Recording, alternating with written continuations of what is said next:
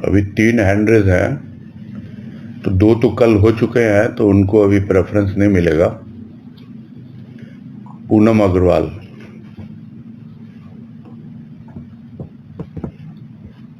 हरिओम, प्रणाम भैया। हाँ हरिओम।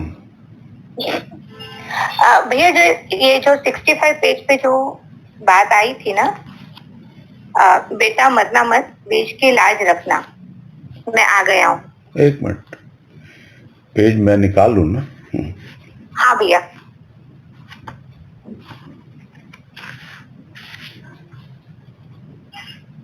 सिक्सटी 65 पे कहाँ है पैराग्राफ?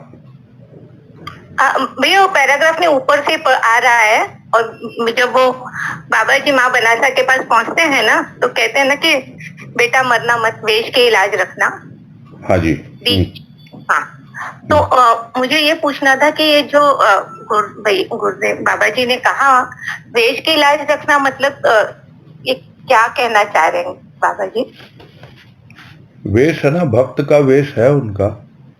बाबा की परम भक्त हैं, तो भक्त की लाज रखना। लोग ये ना कहे कि भाई ये कैसा भक्त था कि उसका भगवान, उसका गुरु उसके सामने खड़ा था और उसने शरीर छोड़ दिया, ये कहने का मतलब है।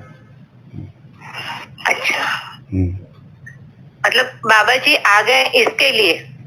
बाबा जी आ गए और उनको बोल रहे हैं बनासा माँ को कि भाई तुम जो भी हो, तुमको पता है वेश की लाज रखना तुम्हारी भी और मेरी भी।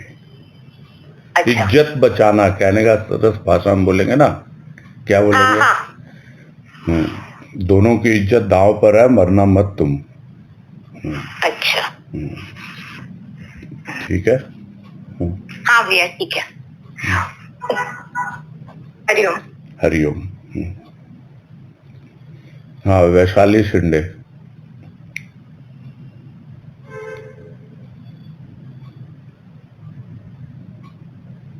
हरिओम भैया। हाँ हरिओम, बोलिए।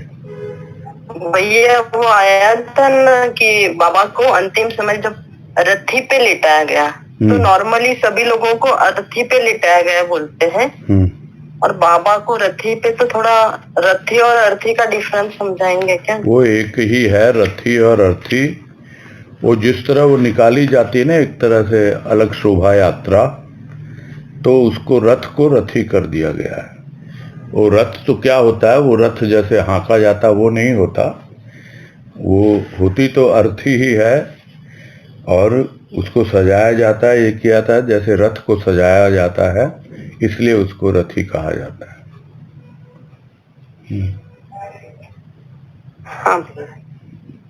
मतलब एक ही है, यानी अंतिम समय में जो लटाया जाता है और उसको जो कुछ भी किया जाता है, वो अर्थी और रथी एक ही मतलब है।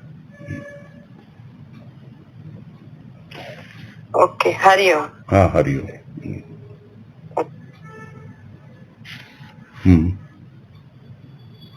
हाँ बोलो, तनुश्री शर्मा। प्रणाम भैया। हाँ नमस्कार, बोलो। वो कल बात आई थी कि भक्ति में भी अनुभव मिलते हैं और ज्ञान में भी मिलते हैं, और ज्ञान में अनुभव चिंतन मनन के द्वारा मिलते हैं। तो पहला प्रश्न तो ये था कि अनुभव एग्जैक्टली क्या है, और ज्ञान के भक्ति के अनुभव किस प्रकार के होते हैं, और ज्ञान के अनुभव किस प्रकार के होते हैं? किस प्रकार के होते हैं मतलब, अनुभव तो अनुभव है। आपको भौतिक जीवन में भी अनुभव मिलते हैं, जो आप एक जीवन जी रहे हो, भले ही आप भक्ति नहीं कर रहे हो, भले ही आप ज्ञान में नहीं हो, लेकिन जब आप कुछ भी कर रहे हो, जैसे कोई बच्चा है पढ़ाई कर रहा है, तो पढ़ाई से उसको कुछ अनुभव मिलता है।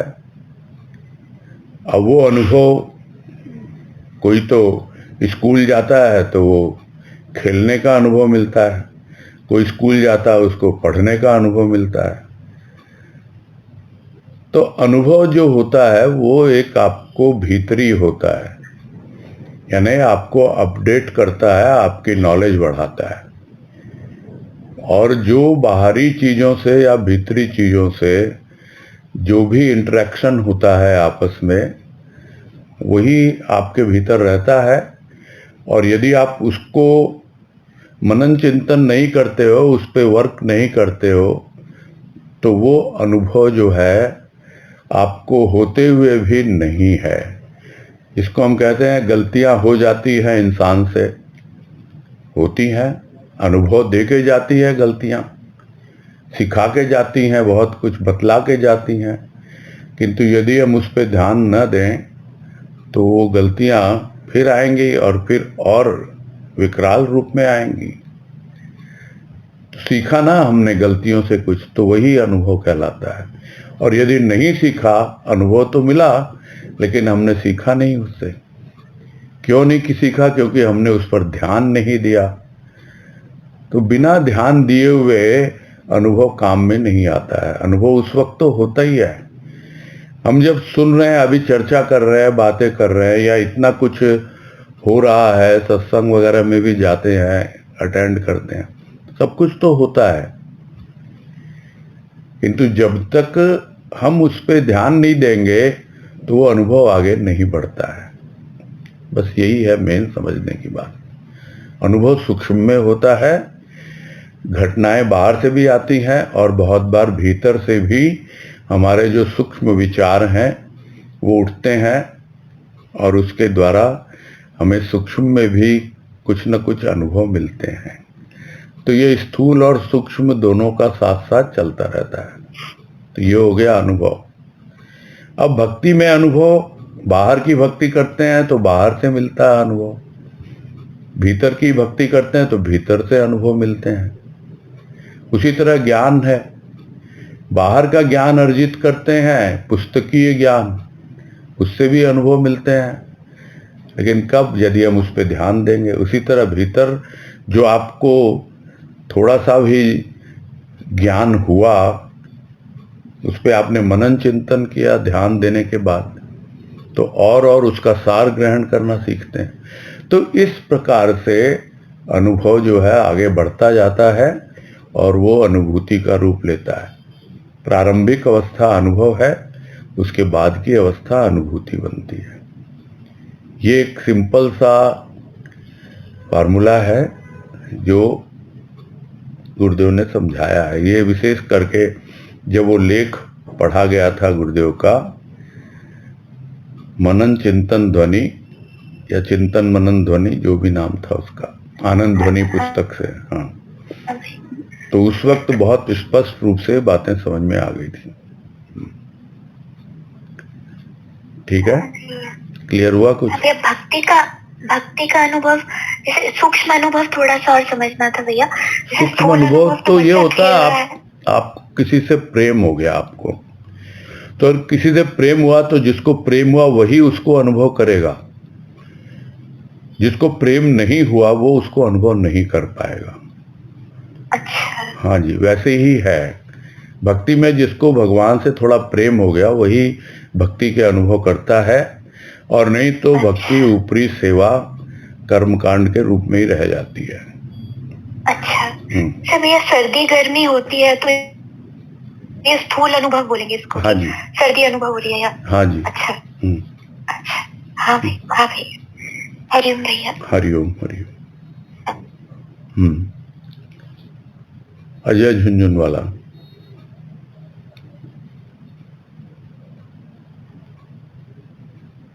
प्रणाम भैया। हाँ नमस्कार, बोलो नया भैया। भक्ति की वाणी है 1635 नंबर। नहीं, अभी क्या एक क्रम रखना पड़ेगा हम लोगों को कि पहले जो प्रश्न है वो रखने हैं या वाणी पहले रखनी है ना? ये कल से आप लोग विचार कर लेना, है ना? वो भी बोले ना कि वाणी भी पूछ सकते हैं। हाँ, तो वो एक सिक्वेंशियली पहले रखेंगे। पहले इतनी देर आपको है वाणी के लिए, फिर उसके बाद जो है प्रश्न के लिए है ना? क्योंकि वाणी का एक अलग रूप बनता है और चर्चा का या प्रश्नों का एक अलग रूप बनता है। हाँ भैया। चलो अभी बोल लो अभी आप। अगर हो जाते हैं तो हाँ, प्रश्न हो जाते हैं तो कर लेंगे आज, कोई बात नहीं है। ठीक है ना भैया। बता देंगे। बता देंगे उस वक्त, आप तो हो ही ना ऑनलाइन। हाँ भैया ठीक है। ठीक हाँ है। ठीक। मधु मुंद्रा।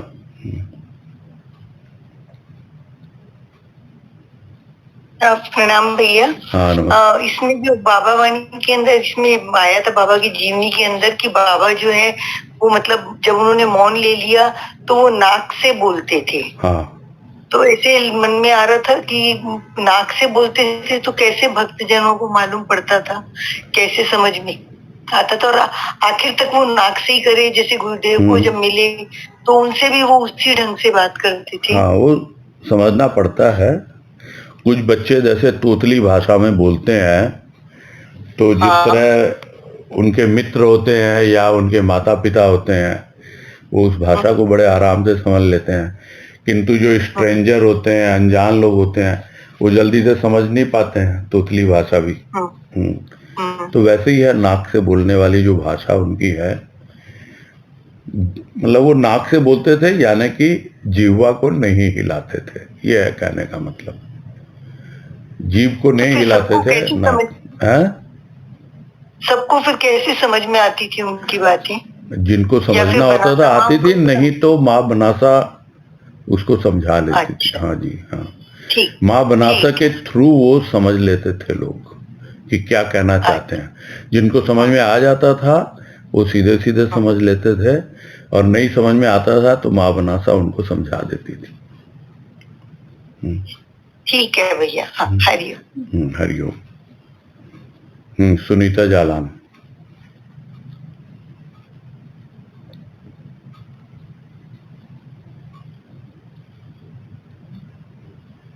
हरिओम भैया। हाँ हरिओम। हाँ नमस्कार, बोलो। यह प्रश्न तो ऐसे दो तीन थे। एक तो ये समझना था कि परमहंस की उपाधि किसको देते हैं? वो सबकी अपनी अपनी भावना है। अच्छा अच्छा। हंस क्या होता है?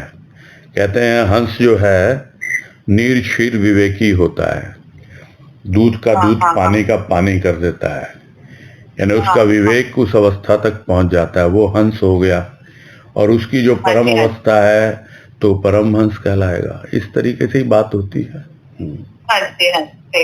ठीक बात। मेरे को लगा कुछ अलग। हाँ ठीक, अब समझ में आ गया। और एक दो और प्रश्न थे भैया, थोड़ा से रिलेटेड टाइप से, तो अभी बोलूं? हाँ बोलो। क्या? एक तो पेज नंबर 38 पे। एक मिनट निकाल रहा हूँ।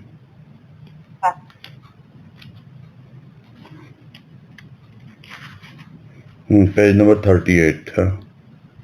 ये जो क्रिया और प्रतिक्रिया का है पैराग्राफ, क्रिया प्रतिक्रिया का चक्र सर्वत्र विद्यमान है, ये थोड़ा और समझा दीजिए भैया, नहीं समझ में आ रही कि क्रिया प्रतिक्रिया। जैसे हम कोई क्रिया करते हैं तो उसका जो रिएक्शन आता है, प्रतिक्रिया, तो इसका क्या समझाना चाह रहे हैं कि इन्होंने पहले तो इतना सब किया उपवास और ये, तो उसकी प्रतिक्रिया से उनको ये सब मिला। हाँ जी, हाँ। मतलब आगे की क्रिया के रूप में था व्रत, उपवास, नियम, उपनियम, यही सब, और प्रतिक्रिया के रूप में मिला शांति, आनंद, ज्ञानानंद, यही सब लिखा है।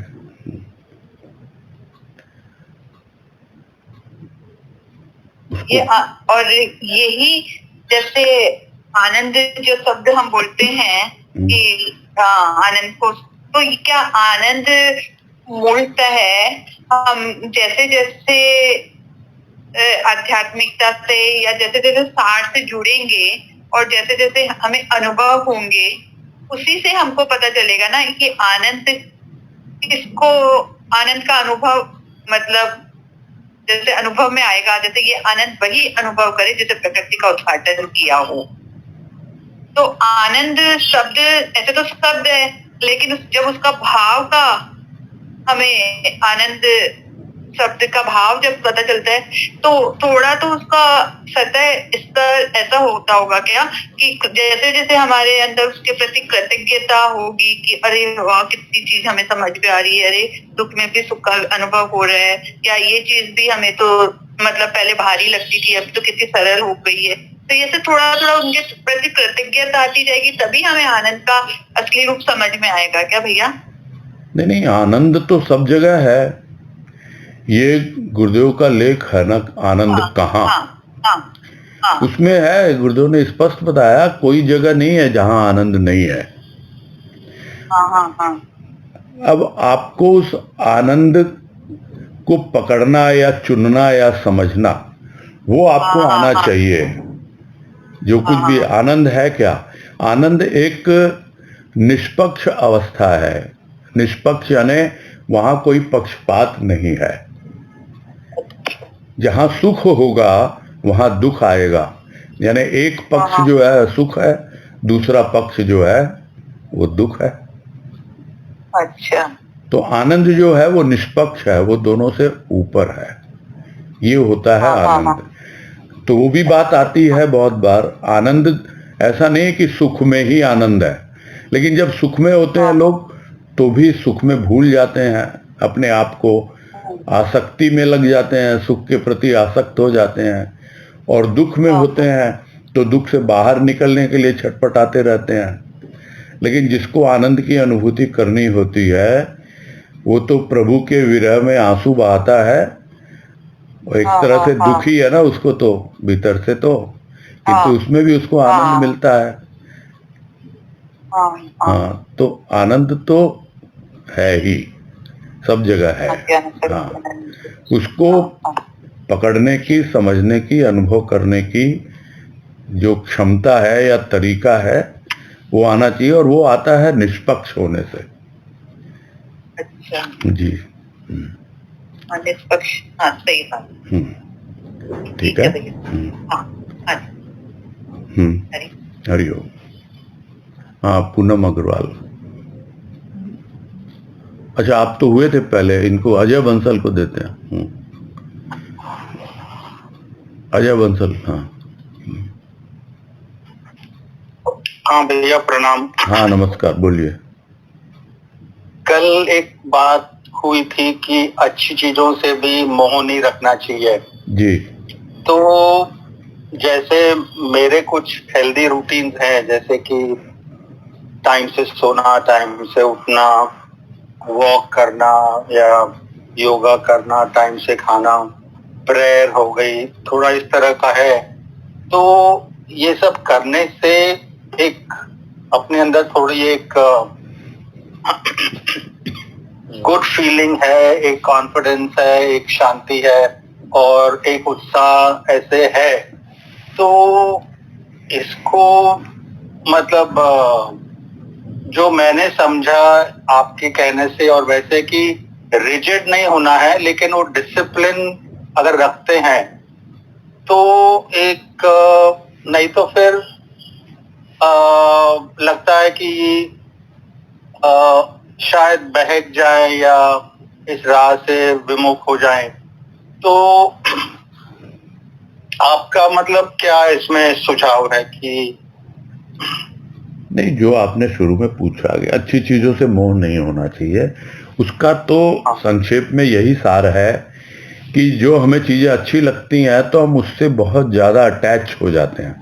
मोह है क्या? अटैचमेंट है।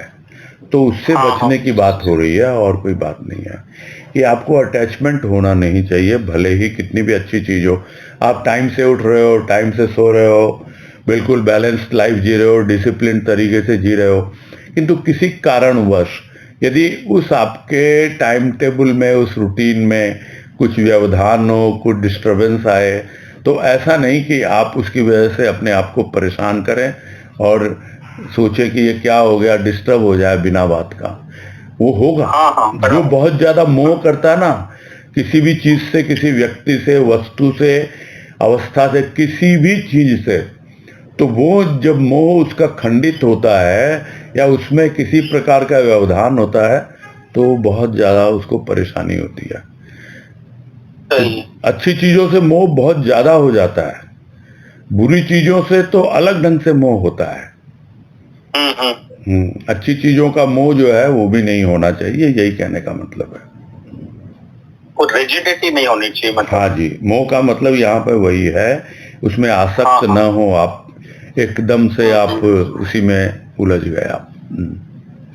अगर हो जाता है तो बहुत अच्छी बात है, नहीं हो जाता है तो भी अपना बैलेंस बना के रखें, मतलब। But there should be genuine reason, है ना? करेक्ट करेक्ट करेक्ट करेक्ट, हाँ सही है। नहीं तो कई बार आलस आ जाता है। तो के हाँ तो छोड़ दे तो फिर वो गलत हो जाएगा। हाँ जी, आलस हो जाता है, सुस्ती आ जाती है, बहुत तरह की बातें होती है। हाँ हाँ हाँ, ठीक है भैया, प्रणाम। हाँ, हरिओम। हाँ, पूनम अग्रवाल।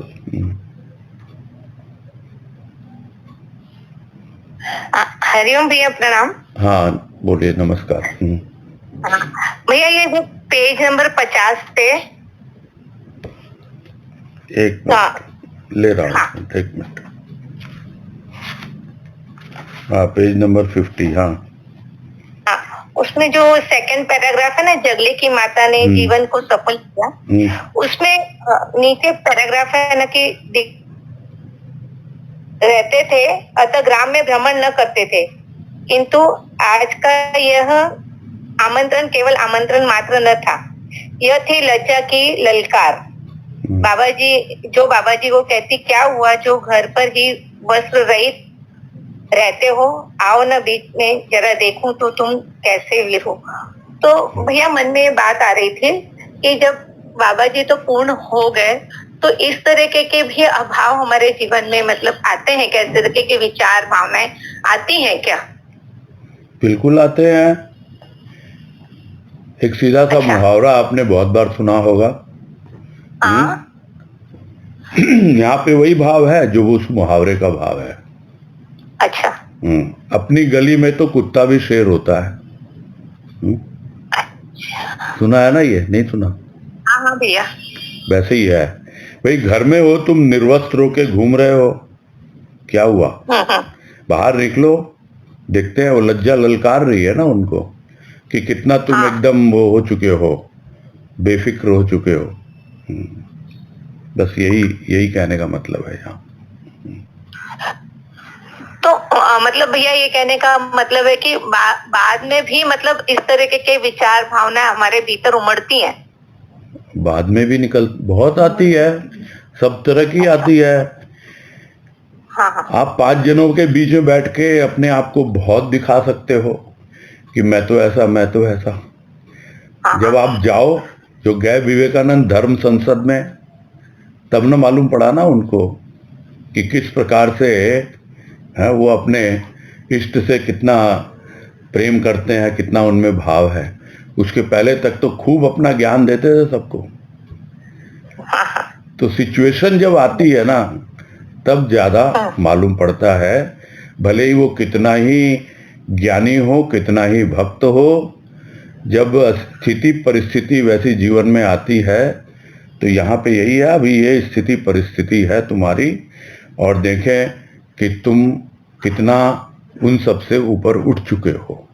जिसको कहा जाता है ना, रामकृष्ण परमहंस ने कहा है कि मान, लज्जा और भय यही 3 नॉय। अच्छा। 3 मतलब मान, लज्जा और भय, ये तीनों नहीं होता है, होना नहीं चाहिए, जो भी कहो। समझ गए? हाँ भैया, समझ में आई। भैया एक और क्वेश्चन है, पूछूं क्या? हाँ, पूछ लो। हाँ, पेज नंबर 62 पे। 62। हाँ। तो लास्ट पैराग्राफ है ना कि बाबा जी को ये पता न था कि बनासाबाई कहाँ है। अवश्य ही जब उनके यंत्रणापूर्ण जीवन की बातें क्या होती तो वे अपने को उसी अवस्था में रखते हैं। खाकी जी के मंदिर को ही उन्होंने शिक्षा से कारागार बना रखा था, वहीं रहते, जल्दी किसी को दर्शन न देते।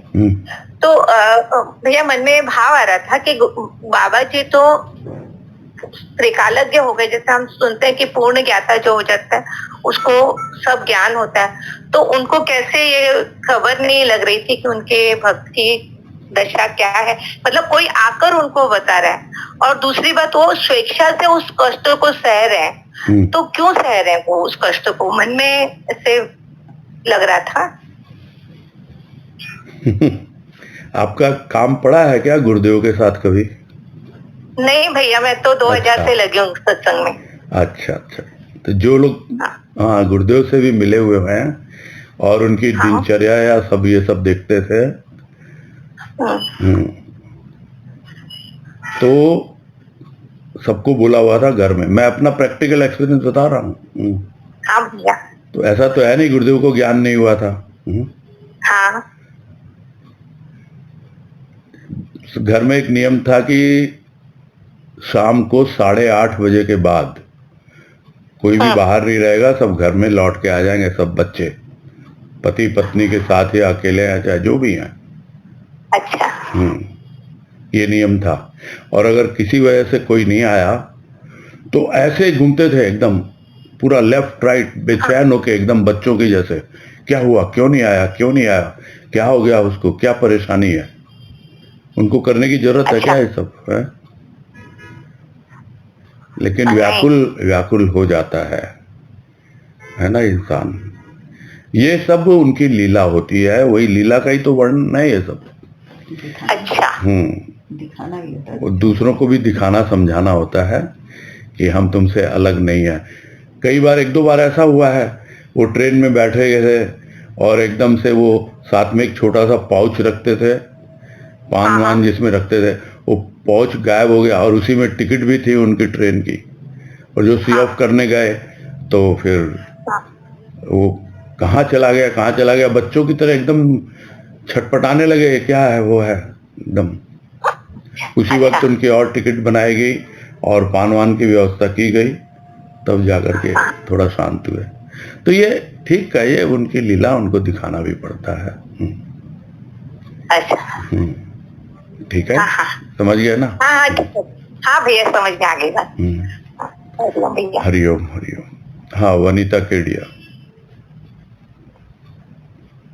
हरिओम भैया जी। हरिओम। हाँ बोलो। भैया जी पेज नंबर 52 पर है भैया जी, वो कल जो प्रश्न गए थे उससे रिलेटेड। 52 जी भैया जी, एक मिनट में भी निकालूंगी।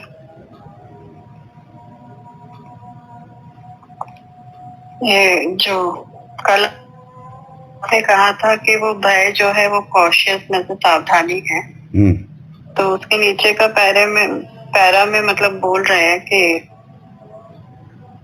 भय को प्रतिद्वंदी समझ ललकारा। मतलब कह रहे हैं कि रात्रि थी, भयानक अंधकार था, ऋतु ग्रीष्म थी, कभी छोटे से घर में अपने को बंद करते, कभी बाहर आते, मध्य रात्रि का समय, अब अपने भय को प्रतिद्वंदी समझ ललकारा।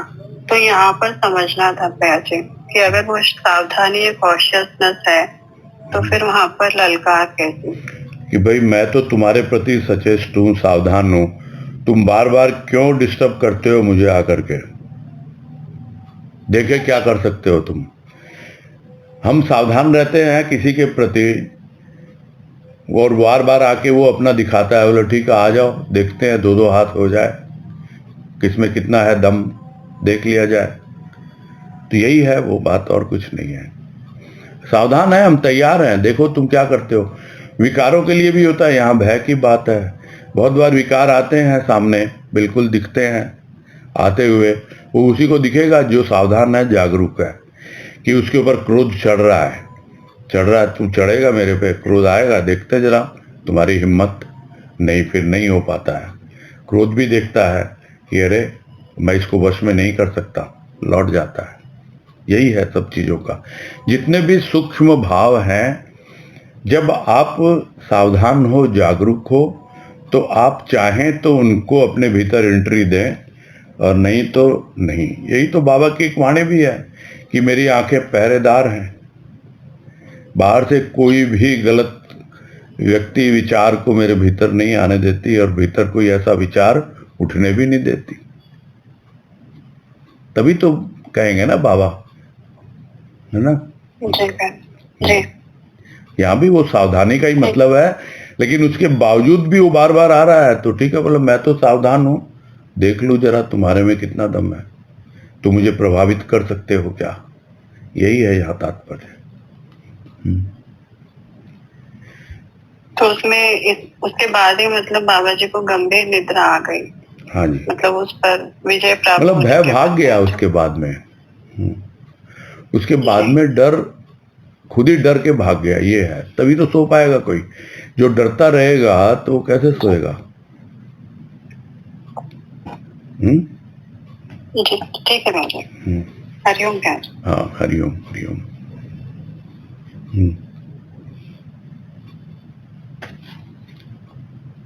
नेक्स्ट जिया सुल्तानिया। हरिओम भैया। हाँ, आप थोड़ा परिचय देंगे? मैं पहचान नहीं पा रहा हूँ आपको। भैया मैं आज ही ज्वाइन हुई हूँ पहली बार। मैं ये ग्वालियर में सरोज गुप्ता है उनकी डॉटर हूँ। अच्छा जी, बोलिए। भैया मेरा क्वेश्चन, जैसे मैं पहली बार ये आई हूँ तो मेरे मन में एक विचार आया था, उससे रिलेटेड पूछना था आपसे मुझे। हाँ जी, बोलिए। जैसे मेरे मन में एक आया कि जैसे अपन कुछ विचार सोचते हैं, कुछ भावना अपने मन में आती है, तो अपन उन पे दृढ़ता कैसे लाएं, जैसे टिके कैसे रहें? वो तो मानसिक बल आता है, भक्ति से आता है, ज्ञान से आता है। सबसे महत्वपूर्ण है प्रभु का प्रेम और भाव। आप चाहे भक्ति करो, चाहे ज्ञान की ओर जाओ, बिना भाव के दोनों ही अधूरे रहते हैं। तो भाव बहुत महत्वपूर्ण है। भाव जो है किसी भी चीज को प्रगाढ़ करता है, प्रगाढ़ यानी गाढ़ा करता है। जैसे दूध है, दूध को जैसे आग पे चढ़ाते हैं तो वो धीरे धीरे गाढ़ा होने लगता है, वैसे ही है भाव की आंच पर वो और गाढ़ा होने लगता है और हमारे भीतर मजबूती देता है भाव। ये है सब बातों का सार। एक क्वेश्चन, जैसे अभी ये मैंने बुक में पढ़ा था, इसमें लिखा है शमशान के जीवन में भी परिवर्तन का आभास होने लगा। नहीं, वो पेज नंबर वगैरह बताएंगे तो मैं निकालूंगा। पेज नंबर 52 है, जो ये स्क्रीन पर ही है। अच्छा, नहीं मैं तो स्क्रीन नहीं, मैं बुक देखता हूँ। हाँ जी। अच्छा, हाँ, तो वो लास्ट लाइन है, सेकेंड पैरा कहाँ से शुरू हो रहा है? ये सेकेंड लास्ट पैरा है, उसकी लास्ट लाइन है, शमशान के जीवन में भी परिवर्तन का आभास होने लगा। हाँ, थे तो स्मशान में ना बाबा इतने दिनों से। आपने पूरा सुना नहीं ना, इसलिए आप उतना रिलेट नहीं कर पाएंगे। सब बोल रहे ना, पहली बार ही ज्वाइन कर रहे हैं। ये पूरा एकदम बाबा की, हाँ, हमने 9 दिनों तक पूरा इसका किया है ना। हाँ, जैसे 9 दिन का नवरात्रे होते हैं वैसे ही 9 दिन बाबा की जीवनी हुई है ये। तो उसके बाद में ये कल से चल रही है चर्चा, उस पे भी हो रही है और दूसरे प्रश्न भी ले ही रहे हैं हम लोग, है ना। जैसे अभी आपने कोई जिज्ञासा रखी तो ये यही है कि उनके जीवन में एक ऐसा परिवर्तन आ गया, उनको अनुभव में आने लगा। भले ही मैं स्मशान में रह रहा हूँ, अब मैं भय मुक्त होने लग गया। नहीं तो स्मशान में हर कोई जो है भयभीति होता है ना। यही कह रहे हैं। हरिओम भैया। हाँ, हरिओम हरिओम। हाँ, मीना चौधरी।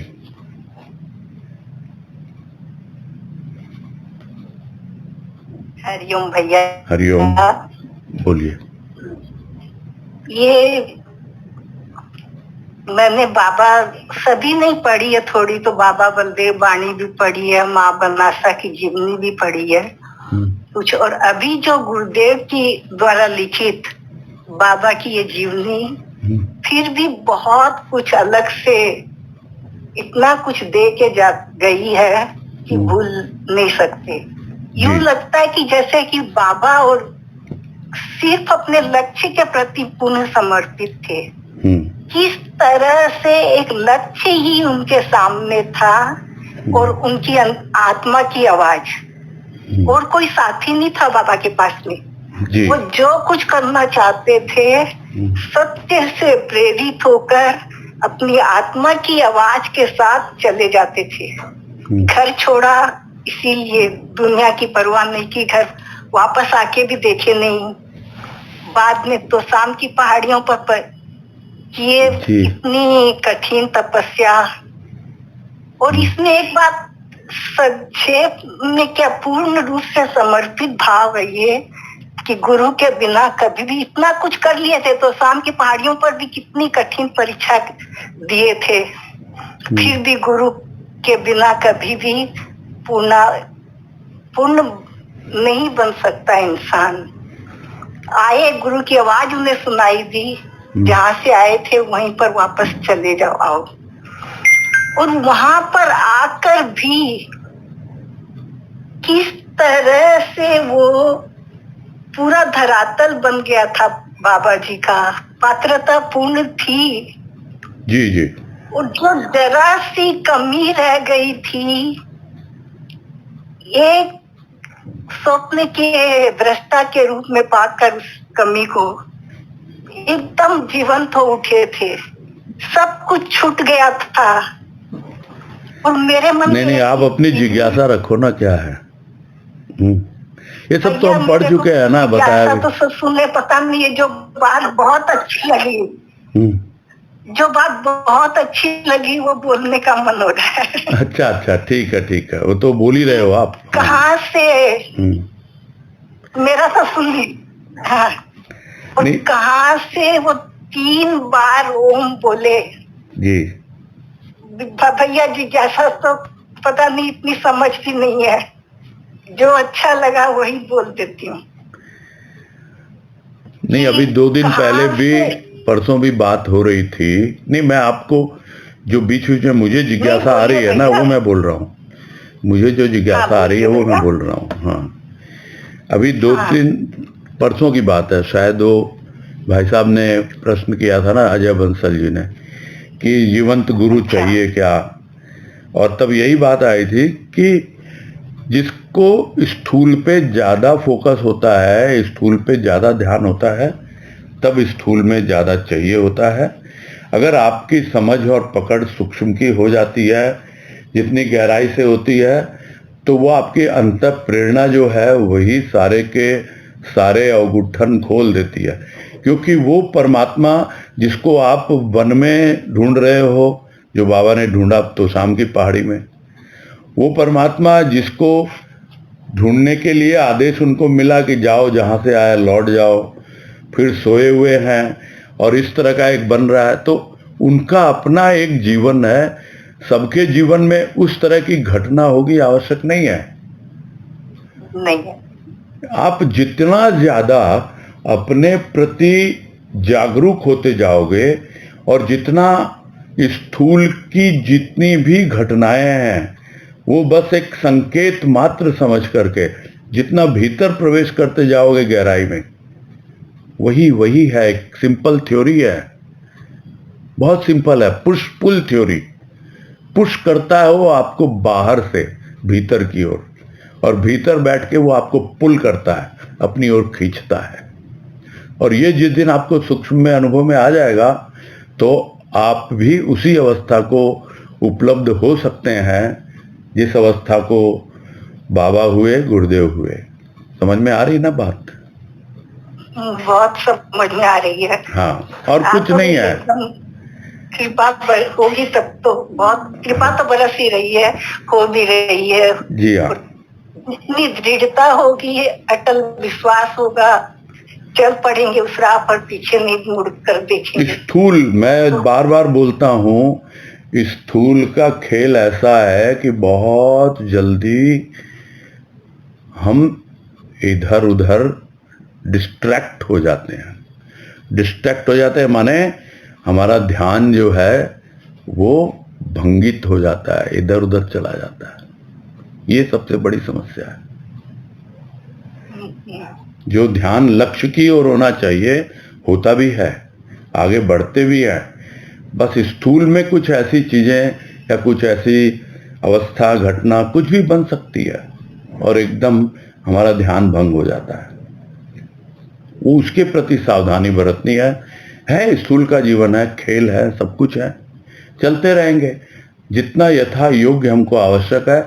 बहुत सरफेस पे आकर के, सतह पे ये सारी चीजें होती हैं जिसको बाबा जी कहते थे, वाणी है उनकी, कि मैं तो आनंद सागर में गोता लगाता हूं मेढक की तरह, थोड़ा सा किनारे पे आ जाता हूं, देख लेता हूं कहाँ क्या हो रहा है, और फिर आनंद सागर में समा जाता हूं। तो ये सब जो उनकी वाणी है उस पे ज्यादा फोकस करना हमको। जीवनी हमको प्रेरणा देती है, किंतु उस जीवनी यानी कि उनका स्थूल जीवन, उसके पीछे छिपा हुआ जो भाव है, जो सूक्ष्म है, उससे ग्रहण करके अपने जीवन में हमको उतारना है। ये है सब बातों का सार, है ना? सही। बहुत एक बात और बहुत अच्छी लगी इस जीवनी में, अभी जो सुने, और कि 3 बार अंतिम समय में उन्होंने हरिओम हरिओम कैसे कहा, 3 बार, वो पूरे ब्रह्मांड में वो फैल गया। जी हाँ, जी हाँ। और उन्होंने एकदम अपना सूक्ष्म शरीर छोड़ के लीन हो गए जी। 3 हरिओम का कितना कमाल हो गया। ये बात तो तब से मैं सुनी, गूंज रही है कि कहाँ से निकले थे शब्द, कहाँ से सब समा गए, क्या हो गया उस रूप में, स्वरूप का। जहां से निकलती है वही जाती है। 0 1 0, 0 1 0, शून्य से निकलती है और शून्य में ही पहुंच जाती है। ये भी उसके अगले पैराग्राफ में समझाया ना गुरुदेव ने। चल ठीक है। ठीक है भैया, बहुत अच्छा लगा। हाँ, हरिओम हरिओम। हरिओम। हाँ, पवन जाट वाला। हरिओम, जय गुरुदेव भैया। हाँ, जय गुरुदेव, हरिओम, बोलिए। मेरे को एक आध्यात्म के संबंधित क्वेश्चन पूछने का था, आपकी परमिशन हो तो। क्या, बोलिए। मैं पहले जाप करता था आंख बंद करके, तो मेरे को एक ज्योति दिखती थी, प्रकाश दिखता था अलग से। लेकिन आजकल महीने भर से ऐसा कुछ नहीं हो रहा, तो मेरे को थोड़ा सा डिसअपॉइंटेड हो रहा कि वैसे क्या भूल हो गई, क्या गलती हो गई मेरी, क्या करना चाहिए मुझे? तो वो ज्योति ही बताएगी आपको, कोई और नहीं बताएगा। तो अभी पहले होता था, आजकल नहीं होता। नहीं, वो ज्योति का आह्वान कीजिए, फिर बताएगी। हो सकता है वो बोल रही हो कि और आगे बढ़ो। कब तक मुझ में उलझे रहोगे तुम, और आगे बढ़ो। यही कहना चाह रही हो कि मैं तो यही समझ पा रहा हूँ। अभी बात हो रही थी ना कि अच्छी अवस्था से भी हमें इतना मोह हो जाता है। वो उस मोह को छुड़ाना चाहती होगी कि आप मेरे को इतना मोह करके बैठे हो और आगे बढ़ ही नहीं रहे हो सकता है वही हो सकता है, आई डोंट नो, है ना? हाँ भैया, जय गुरुदेव। जय गुरुदेव। अनीता तुलसियाम। प्रणाम भैया। हाँ, नमस्कार, बोलिए। भैया 2 बातें हैं। एक तो चित्त निग्रह शुरू में आया था कि आपने साधना काल में बाबा जी चित्त निग्रह के लिए एकांत सेवन मंत्र जप साधना किया करते, तो इसको समझना चाह रहे थे, चित्त निग्रह। वो निग्रह, निरोध और ये सब वही चीजें हैं। यानी आपकी जो वृत्तियां हैं, चित्त वृत्तियां, वो जो उठती हैं, उन उठती हुई वृत्तियों को देखना, समझना, और उसके बाद में उसका वहीं पे शमन कर देना। तो ये अपना तरीका होता है। एक चित्त क्या है? चित्त वृत्तियों का समूह है। और वो वृत्तियां कहाँ से आई हैं? हमारे संस्कार से आई है। संस्कार ज़्यादातर पिछले जन्म के होते हैं। न जाने पूर्व में कितने जन्म हमने लिए हैं, और उन जन्मों के संचित कर्मों के जो भी हमारे संस्कार हैं वो वहाँ पे एकत्रित रहते हैं, और उनसे ही वृत्तियाँ आगे निकलती हैं। इन सब बातों को बहुत अच्छे से गुरुदेव ने बाबा बलदेव वाणी, जो उनकी पुस्तक है, उसमें समझाया है कि लोग कहते हैं भीतर प्रवेश करो, भीतर प्रवेश करो। भीतर प्रवेश करते हैं, चित्त में जाओ, चित्त में जाते हैं तो इतनी वृत्तियां हाहाकार कर रही होती हैं, कैसे संभालें, कैसे क्या देखें, और बिल्कुल घबरा के फिर बाहर आ जाता है। तो इन सब में बाबा जी का अपना था तरीका, उनके अपने संस्कार होंगे। साधारण प्राणी मेरे जैसा जो है, मैं अपना कह सकता हूँ कि कभी दिमाग नहीं लगाया इन सब चीज़ों पे। यही कि भाई चित्त में जो भी है हमको नहीं मालूम, पूर्व जन्म के संस्कार हैं कि जन्म के संस्कार हैं, जैसा भी है, हम तो अपना पूरा स्थूल और सूक्ष्म सब कुछ तुम्हारे चरणों में अर्पित करते हैं। लेकिन ये वन टाइम अफेयर होता है, इंस्टॉलमेंट में नहीं होता है। एक बार जब आपके भीतर आ गया ना इतना स्ट्रांगली, तो आप पूरी तरह छोड़ दोगे उस पे, तो अपने आप धीरे धीरे सब चीज़ों का रास्ता खुलने लगता है, मन का मैल भी हटने लगता है, बुद्धि का भ्रम भी दूर होने लगता है, चित्त की चंचलता भी हटती है, अहंकार का आवरण भी क्षीण होता है। तो ये सब चीज़ें अपने आप होती रहती हैं उसकी कृपा के आधार पर। ये हम सबका अनुभव है। तो इसीलिए सिर्फ चित्र निग्रह पे लेके बैठ जाओगे तो फिर आप चित्र ही देखते रहोगे। कभी चित्र की ओर देखोगे, कभी चित्त की ओर देखोगे, फिर उसको बोलोगे कि भाई मेरा चित्त निग्रह करो। तो मम चित्त चित्रपट हो और चित्र हो तुम्हारा। तो हो क्या है, जब उसका चित्र आ गया चित्त पर, चित्रपट हो गया उसका चित्त, तब क्या है फिर? तब तो चित्त भी मेरी, पट भी मेरी। बस यही जीवन होता है एक समर्पित भक्त का। बहुत बहुत अच्छे से हाँ। और एक भैया ये 47 पेज पर है एक बात। एक मिनट। 47 पे। हाँ भैया लास्ट पैरा है और उसकी फर्स्ट लाइन मतलब तो ऊपर वाले इंसिडेंट से कनेक्टेड है, लेकिन आगे की बात समझना चाह रही थी कि वो नहीं, आप पढ़ लो। ठीक है भैया। नेता का जीवन में कौन सा स्थान है यह हम इस घटना से समझ सकते हैं। ऊपर की घटना जो ठाकुर जी आत्म, लेकिन निर्भीकता का सच्चा साथी वही है जो स्वयं निर्भय हो, और निर्भय वही है जो अपने अतिरिक्त और भी कुछ है इसकी कल्पना नहीं करता। ये प्रहलाद का उदाहरण और गांधी जी का उदाहरण। तो निर्भय वही है जो अपने अतिरिक्त और भी कुछ है इसकी कल्पना नहीं करता। तो ये बड़ी मतलब जो कुछ हूँ मैं ही हूँ, सर्वस्व है। जी हाँ। तो किससे भय कर रहा हूं मैं? किससे डर रहे हो भाई तुम? अपने आप से ही तो डरते हैं ना। अपने आप में ही मैं हूं या मेरे भीतर कुछ और है, कुछ ऐसी चीजें हैं जो मुझे भय होता है बाहर प्रकट ना हो जाए, उससे भयभीत होता है। और या फिर हमको पता ही नहीं होता, ऑल ऑफ ए सडन हमारे संस्कारों में कहाँ से कौन सी वृत्ति है जमी हुई और एक प्रकट हो जाएगी। क्यों भय होगा? अक्सर हम लोग बोलते ही रहते हैं, भक्त है कौन जिसका भय गत हो गया, बोलते हैं ना। तो बोलने के लिए बोलते हैं, भक्त तो वही है जिसका भय गत हो गया। अभी बात आई थी, मान लज्जा और भय यही 3 नौ है। मतलब साफ है एकदम सब चीजों का। तो सब जितने भी संत महापुरुष हुए हैं सबका यही कहना है कि भाई जो भी हो तुम ही हो। ज्ञानी बोलेगा तुम ही हो, भक्त बोलेगा जो भी है वो मेरा प्रभु है। बस इतनी सी बात समझनी है। लेते जाओ ना, भाव में तो दोनों चीजें चलती हैं, बहुत इजी हो जाता है। यहाँ पे बाबा जी के लिए बोल रहे हैं, बस बाबा जी ज्ञानी हैं, इसे बोल रहे हैं कि तुम्हारे सिवा कुछ है क्या? और कुछ भी नहीं है, जो भी हो तुम ही हो। किससे डर रहे हो तुम अपने आप से डर रहे हो। कोई मतलब ही नहीं है अपने आप से डरने का। ठीक है। हाँ ठीक है भैया। प्रणाम भैया। हाँ हरिओम। हाँ रंजना मंगलूनिया। हाँ कल परिचय नहीं लिया आपका, जरा परिचय भी दे दीजिएगा।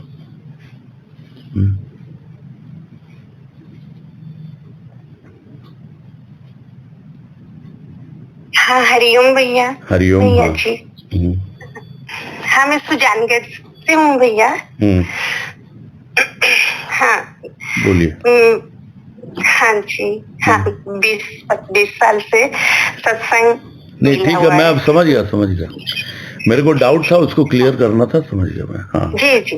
हाँ भैया मुझे ना ये भाव मिल रहा कि अभी आपने कहा कि जैसे हम वाणी सुने, कोई ऐसे सुंदर शब्द भीतर को टच हुआ और हमें प्रफुल्लित किया और हमको तभी द्रवित रोमांचित जैसे चित्त को अच्छा, बहुत अच्छा। तो ये आपने अभी का ये संकेत है उसके।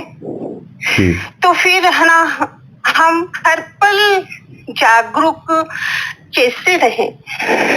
ऐसा हर पल जागरूक नहीं रह पा रहे हैं। नहीं, हर पल जागरूक रहने की जरूरत होती भी नहीं है। जो आपको रोमांचित कर रहा है, प्रफुल्लित कर रहा है, जो भाव, और उसका रसपान करो। उस वक्त जागरूकता काम नहीं आती है। जागरूकता तो उस भाव को पकड़ने के लिए जागरूकता चाहिए। वो भाव जो एक बार आपको स्पर्श कर गया, आपने उसको अपना बना लिया, तब उसमें प्रवेश कर जाओ, उसका रसपान करो। उस वक्त जागरूकता की जरूरत नहीं है। हाँ, उस वक्त तो वो जागरूक हुए तभी वो भाव प्रेम मिला। हाँ, पर उसी में जैसे एक दिन तो रह पाते हैं, फिर इतना नहीं रह पाते। हाँ, वो तब आएगा ना जब आप उस अनुभव को और आगे बढ़ाएंगे, और वो आता है मनन चिंतन से। ये बातें भी आ रही हैं, कल भी आई थी, आज भी आई है बात। हाँ, अच्छा, मनन चिंतन। जी हाँ, भाव आया। हाँ, एक अनुभव उसने दिया आपको, बहुत अच्छा लगा, रोमांचित हो गए। अब उस भाव में क्या विशेषता थी जिसने आपको छुआ, है ना? उस अनुभव को आप पकड़िए, और मनन करता है, चित्त चिंतन करता है। ये गुरुदेव ने समझाया हम लोगों को। भैया अभी जैसे आपने उस भैया गुरु बाबा जी का जो अभी परसों जो लास्ट का जो आपने विमान गुरुदेव का ऐसा मतलब सजा और पता के गुरुदेव की ऐसे, तो उस दिन बहुत प्रफुल्लित था मन, बहुत। तो फिर मैंने सोचा ये भाव आज वो नहीं है। वो ठीक है, वो ठीक है। उस वक्त जो अच्छा लगा ना आपको, जो भाव आपके भीतर उस वक्त अनुभव में आया, आप उसमें प्रवेश कीजिए ना। कौन सी ऐसी चीज थी? देखो, ये होता क्या है, भाव में 3 अवस्थाएं होती हैं। प्रारंभ में वो भाव आता है बाहर से, सुन के, पढ़ के, देख के, कैसे भी आता है। अब उसके बाद जब आप उस पे मनन चिंतन करोगे ना, तभी वो चीज आगे बढ़ेगी। यानी वो भाव, क्या मुझे उसमें अच्छा लगा, क्या बात थी। नहीं तो मूवी देखते हैं, एक मूवी में सीन चल रहे होते हैं, और कई ऐसे भी बहुत ही इमोशनल सीन होते हैं, और देख के हम उसमें द्रवित हो जाते हैं, आंख से आंसू भी निकल जाते हैं। हाँ जी। तो हम क्या अपने आप को दुत्कारेंगे क्या? नहीं, हमको अच्छा लगता है। हम बाद में जब उसको सोचते करते हैं तो लगता है नहीं, हम जो काम कर रहे थे, हम उसको पूरी तरह इन्वॉल्व हो कर रहे थे। हम मूवी देख रहे थे, सिनेमा देख रहे थे, पूरी तरह हम डूब के देख रहे थे, इसीलिए हमको अच्छा लगा। तो ये डूबना जो है ना, कि आप उसमें पूरी तरह इन्वॉल्व हो गए, डूब गए, और वो आपके सामने वो पूरा सीन आ गया जो गुरुदेव ने वर्णन किया। सीन आ गया एकदम बाबा जी का पूरा। तो फिर आप उसमें डूबे ना, तब आपको अच्छा लगा, तब वो आपको रस मिला। हाँ, तो इस तरह एक एक चीजों को वही एनालाइज करना होता है, उसका विश्लेषण वही कहलाता है कि अनुभव को मनन चिंतन करना। ठीक है? हाँ जी, हाँ भैया जी, हाँ समझ आ गया। हाँ, ठीक है।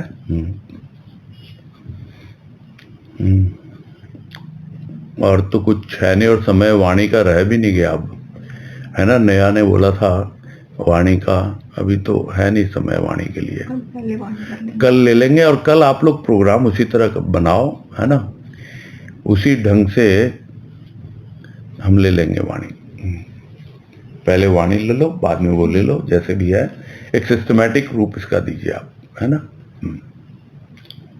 Recording stopped. ठीक है, फिर पूरा करें।